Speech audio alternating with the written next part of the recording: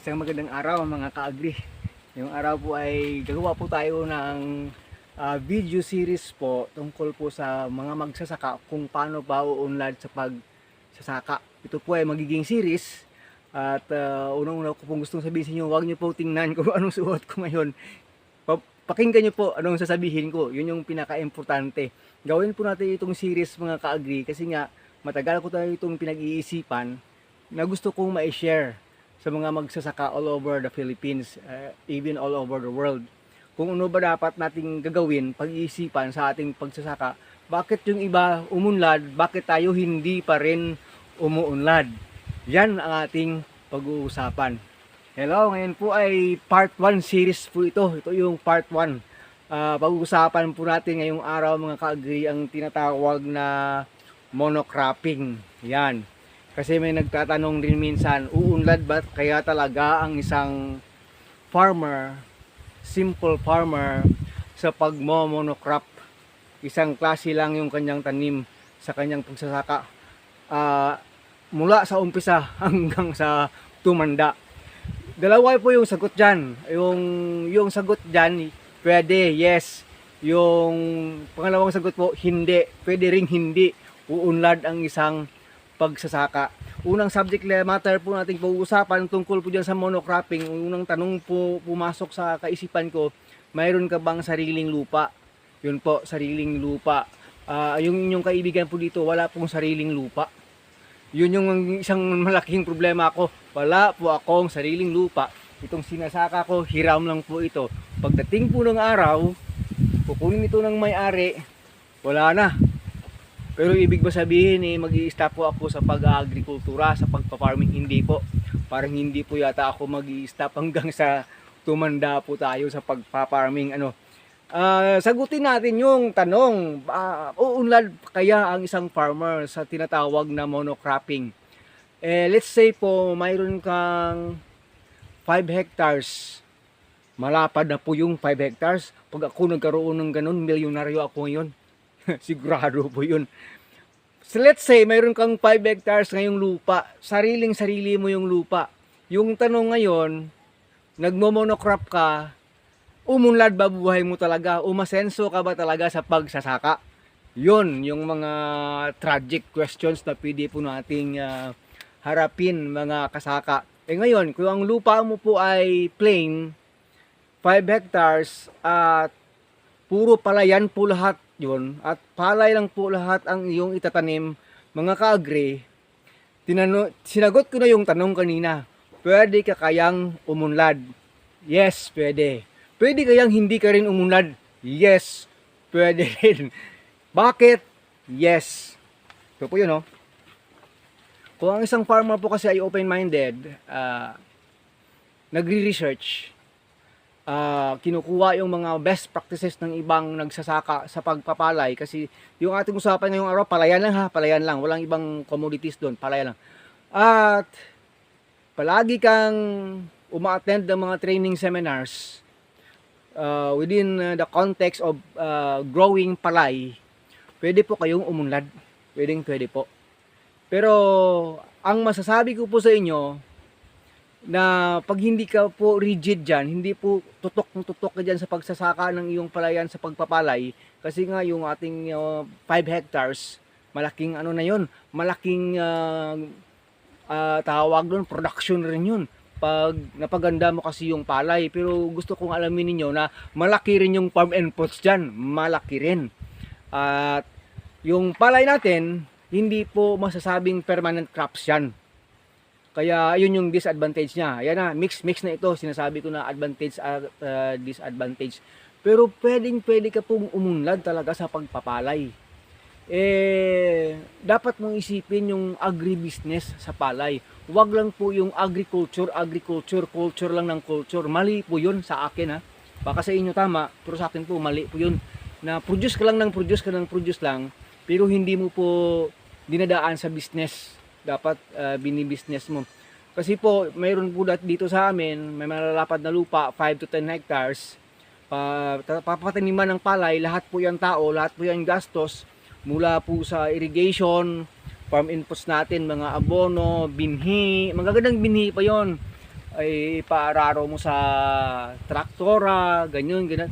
Pag hindi po gumanda yung panahon natin mga ka-agri, minsan talo pa. Minsan hindi pa babalik yung totality ng ginastos natin. Minsan talo pa. Pag dinaanan ka ng bagyo, nako, talong-talo yung farmer. Kahit na pwedeng 3 beses mong taniman ang palay mo sa isang taon. Pero sa ngayon po kasi, maganda na yung 2 times ka magpalay sa 5 hectares mo. Isip-isipin nyo po mga ka-agri, magkano yung ginastos mo sa pagtatanim mo ng palay. Kwento nyo lahat. Pag kayo nandun sa palayan nyo, bigyan nyo ng salary yung sarili nyo, kahit 100 isang araw lang. Huwag namang pumunta ka doon, wala ka man lang salary. Ano na lang, magtrabaho ako na lang sa construction, sigurado. May salary ka maghapon, 400, 500 isang araw. Pag pumunta ka po doon, bilangin nyo yung araw na pumupunta po kayo doon sa palayan kasi part po yun ng expenses, part po yun ng labor. Pumunta ka doon eh.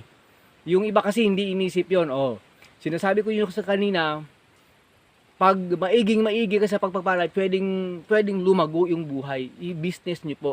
Huwag nyo pong basta-basta ang pagtapos ng palay, benta na lang lahat para easy money ng lahat. Ganun. Eh syempre yung middleman, siya yung tawag doon, yung kumikita doon. Hindi po siya nagtanim, hindi po siya nagpasikat sa araw ng 4 months.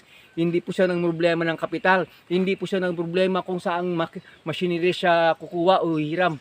Pero tutubo siya sa maikling panahon lang. Siya yung nagbi-business.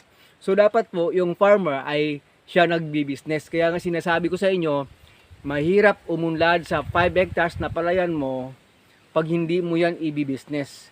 Kaya binibigyan ko na po kayo ng napakagandang idea paano lumago sa palay.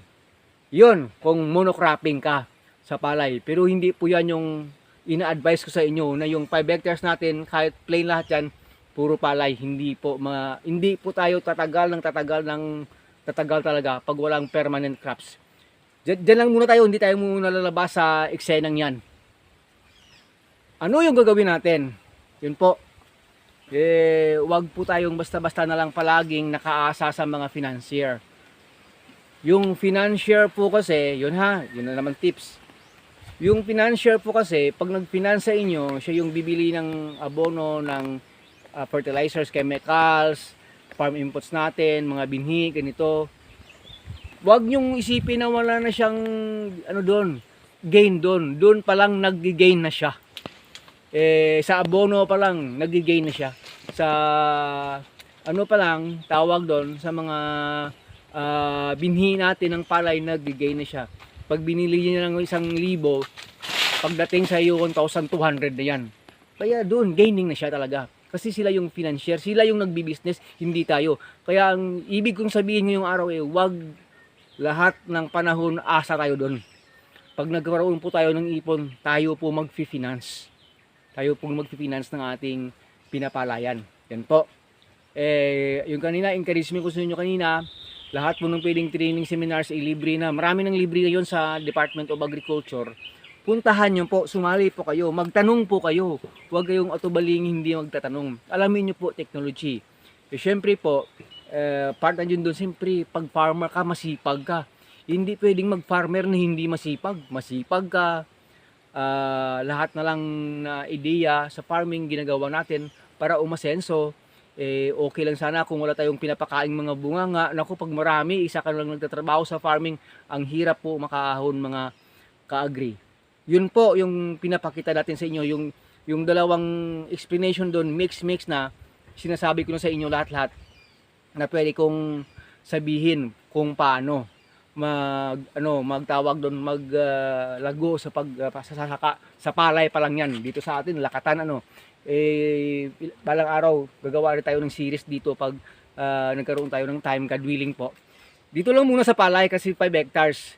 So ngayon, pag hindi po gumana, nagpalay po kayo ng 3 years, 4 years, puro palay, hindi po gumanda yung ani, ginawa nyo na lahat, nag-training, nag-seminar, alam mo nang gagawin sa palayan, lahat na, Pag hindi po gumana, yung kalawang tips po yung pwede kong sabihin sa inyo, mag-stop po kayo muna magpalay. Mag-stop magpalay. Mag-isip-isip po kayo. Kasi pag palay ka ng palay, hindi ka naman nag-gain doon, talo naman palagi, hanggang kailan kang doon umasa. Siguro sabihin mo, paano sa'yo, okay lang na magtanim ng iba, dito sa amin, ganito yung palayan namin. Basakan, puro tubig. Pag bagyo, puro tubig. Alam nyo po kasi may ano yan may solusyon yan Hindi naman po lahat ng problema natin walang solusyon, may solusyon po yan. Kaya mag-iisip po tayo ng pwede na alternative dyan sa palayan mo. 5 hectares pa naman yung pinag-uusapan natin. Yun ha. Yung lingkod po, kayang lumago sa 1 hektarya lang kung talagang akin yung lupa. Kung magkaroon sana ako ng 1 hektarya lang, magandang lupa, may tubig sa gilid niya, gaya nun. May facility na gaya ng daan, malapit sa daan, mga ganun po.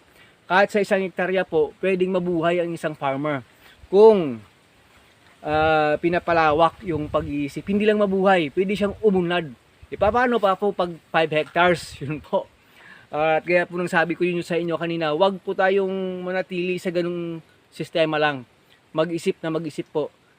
Pangatlong tips po na gusto ko sabihin sa inyo, pwede kaya yung 5 hectares mo mula ngayon ay magiging isang ecotourism farm pagdating ng 3 taon? Pag-isipan niyo po. Kasi po mahaba na po yung 3 years na pwedeng maging ecotourism farm ang inyong 5 hectares. Mahaba na po yun. As per experience po. Ano ba yung ilalagay ko dyan? Ano ba yung tatanim ko dyan? Ano bang gagawin ko sa farm ko? Kasi nga wala naman akong kapital, walang ganito, wala. Kasi lahat naman sa umpisa, wala naman. Pero ba't yung iba dan? Wala naman sa umpisa, ba't ngayon umunlad after 3 years? Mahaba na po yung 3 years hanggang 5 years. Uunlad po yung magsasaka. Kaya medyo isip-isip po.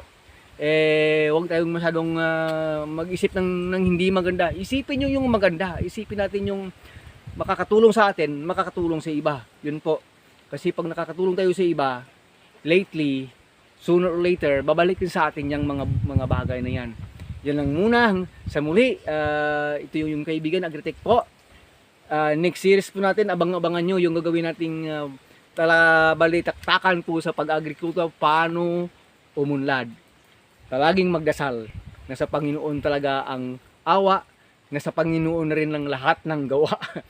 Yung atin, ano na lang, maliit na lang, participation na lang.